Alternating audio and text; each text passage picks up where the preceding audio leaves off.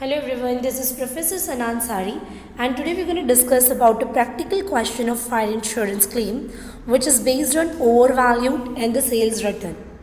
Again the same thing we have to be calculated in the question, that is calculation of loss of stock and amount of claim. I would like to inform you in this question the information about the overvalued of purchase and the sales return is already given to us. So we have to be calculate the loss of stock and claim amount with the help of overvalued percentage and sales return. So let's start with our today's question. So here we have a question. So before going to start this question, I would like to inform you this is the question which was came in the last year's papers, I can say 2017 or 18. So this is a very important question for us. And इसके बाद के जो भी videos होंगे उसमें हम definitely learn करने वाले हैं जो भी पिछले 2 साल के पेपर हैं उसमें जो फायर इंश्योरेंस के क्वेश्चंस आए उसी को हम यहाँ पर लर्न कर लेंगे, देन हमारा फायर इंश्योरेंस वाइंड अप हो जाएगा. So now on 30th September 2016, a fire destroyed major part of a stock of Firebrand Company. Stocks costing rupees 5,20,000 could be salvaged but not saved their stock ledgers. A fire insurance policy was in force under which the sum insured was rupees 12 lakhs.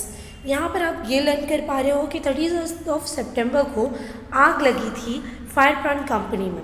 Okay, salvage value is already given to us, that is 5,20,000 and यहाँ पर जो 12 लाख रुपया दिया हुआ है ये हमारा है पॉलिसी का अमाउंट. ओके, ना कुछ एडजस्टमेंट्स अवेलेबल है, पढ़ लेते हैं. Total of sales invoices during the period of April to 2016 September 2016 amounted rupees 90,60,000. मतलब कि सेल्स का अमाउंट दिया है अप्रैल टू सितंबर, मतलब आपका जो मेमोरेंडम ट्रेडिंग अकाउंट का जो ईयर रहेगा it will be as on 1st September, I can say from 1st April 2016 to 30th September 2016. Okay, कितना अमाउंट सेल्स का 90,60,000.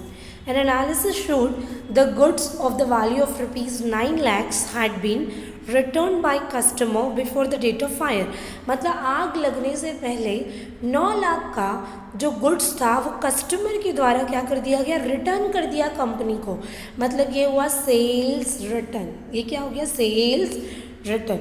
और आग लगने से पहले before the date of fire, मतलब सेल्स में से हम लोग सेल्स रिटर्न को लेस कर देंगे, बस इतना ही है. Now opening stock has given to us about 1st April 2016 was rupees 6,60,000 which was overvalued by 10%. मतलब दो चीज़ें न्यू है जो हमें इस सब में करना है. ओवरवैल्यूड आपको परचेज का दिया हुआ है, इसको कैसे कैलकुलेट करना है मैं वर्किंग नोट में आपको बता दूंगी. Now next is purchase between 1st April 2016 and 30th September 2016 were rupees 65 lakhs. मतलब नॉर्मली आपको परचेज दिया हुआ है एंड देन ग्रॉस प्रॉफिट दिया हुआ है 33.13. चलिए सम को सॉल्व करना स्टार्ट करते हैं. सबसे पहले क्वेश्चन के अकॉर्डिंगली अगर हम जाएंगे तो पहले हमें दिया हुआ है सेल्स, कितना दिया है 90,60,000. हम क्वेश्चन में आएंगे, क्रेडिट साइड में लिखेंगे मेमोरेंडम ट्रेडिंग अकाउंट है, यहाँ पर डेट लिख दिया है 1st April to 30th September 2016. Sales हमने लिखा 90,60,000 बट क्वेश्चन में हमें दिया हुआ है कि 9 लाख का जो सेल्स था आग लगने से पहले वो क्या हो गया, रिटर्न हो गया. अब अगर वो रिटर्न हो गया है तो हमें क्या करना पड़ेगा, इसका एंट्री यहाँ पे पास करना पड़ेगा. सो आप यहाँ पर आओगे, सेल्स रिटर्न यहाँ से लेस कर दोगे और आउटर कॉलम में फाइनल अमाउंट लिख देंगे. सेल्स रिटर्न 9 lakhs था, 90,60,000 में से 9 lakhs निकाल के आपको 81,60,000 यहाँ पर आ जाएगा. चलिए next is opening stock has given to us about 6,60,000 was over valued by 10%. पहले तो हम ओपनिंग स्टॉक यहाँ पर आएंगे, ट्रेडिंग साइड में लिखते हैं, लेकिन ओपनिंग स्टॉक को क्या बोला गया है कि ओवर वैल्यू. हमने इससे पहले अंडर वैल्यूड वाला सम किया था जिसमें हमने 10% कम करके 90% एज्यूम करके किया था, बट यहाँ पर बोल रहा है कि ये जो 6,60,000 है ना ये 10% से ज़्यादा दिखाया गया है. सो हम इसे कैसे वर्किंग नोट में सॉल्व करेंगे, तो यहाँ पर आ जाइए. वर्किंग नोट में आप देख सकते हैं ओपनिंग स्टॉक इज 6,60,000, 10% से ज़्यादा है, मतलब ये 100% ही है, 10% है। तो देखिए यहाँ पर मैंने 6,60,000 के आगे क्या लिखा है 110%। So what about 100%? सो हम यहाँ पर क्रॉस मल्टीप्लिकेशन करेंगे 100 into 6,60,000 divide by 110, the amount will come 6 lakhs। सो यहाँ पर आप लोगों को अमाउंट लिखना पड़ेगा ये ऐसे क्रॉस मल्टीप्लिकेशन करके, ठीक है।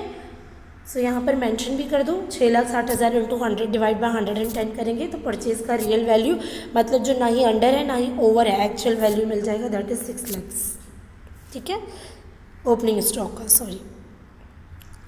नाउ नेक्स्ट इज परचेज दिया हुआ है आपको 65, परचेज पे कोई एडजस्टमेंट नहीं है, आप ट्रेडिंग के डेबिट में आएंगे, परचेज को आउटर कॉलम में लिख देंगे।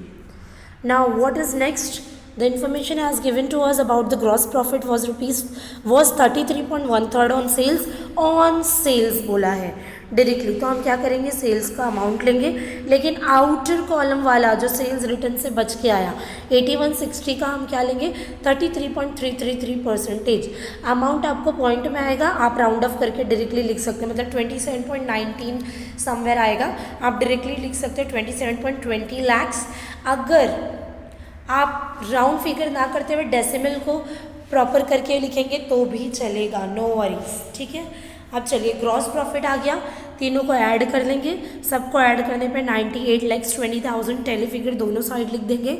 जो डिफरेंस आएगा वो आएगा आपका क्लोजिंग स्टॉक जो आया 16,60,000। अब हमको क्या फाइंड आउट करना है, क्लेम। सो आ जाइए सेम प्रोसीजर जो हमने ऑलरेडी कर रखा है इससे पहले, फॉर्मूला लिखेंगे, पहले लॉस फाइंड आउट करेंगे तो ही क्लेम निकालेंगे, क्योंकि इंश्योरेंस क्लेम का फॉर्मूला है policy amount divide by closing stock into loss. Loss का अमाउंट हमें पता नहीं, हमारे पास पॉलिसी अमाउंट हमको दिया था क्वेश्चन में जो था 12 लाख, यहाँ पर देखिए, लेकिन हमें लॉस का अमाउंट नहीं मालूम है। सो लॉस के अमाउंट के लिए हम लोग फॉर्मूला लगाएंगे, calculation of loss, closing stock should be minus by salvage value. Closing stock अभी हमने फाइंड आउट किया 16,60,000, salvage value has given to us in the question that is 5,20,000। So आप यहाँ पर आएंगे 5,20,000 को लेस कर देंगे from the closing stock, then you will get the loss amount. Loss का अमाउंट आने के बाद फॉर्मूला में लॉस का अमाउंट पुट ऑन कीजिए, फिर you will get the insurance claim amount, जितना अमाउंट क्लेम करके देगी कंपनी आपको।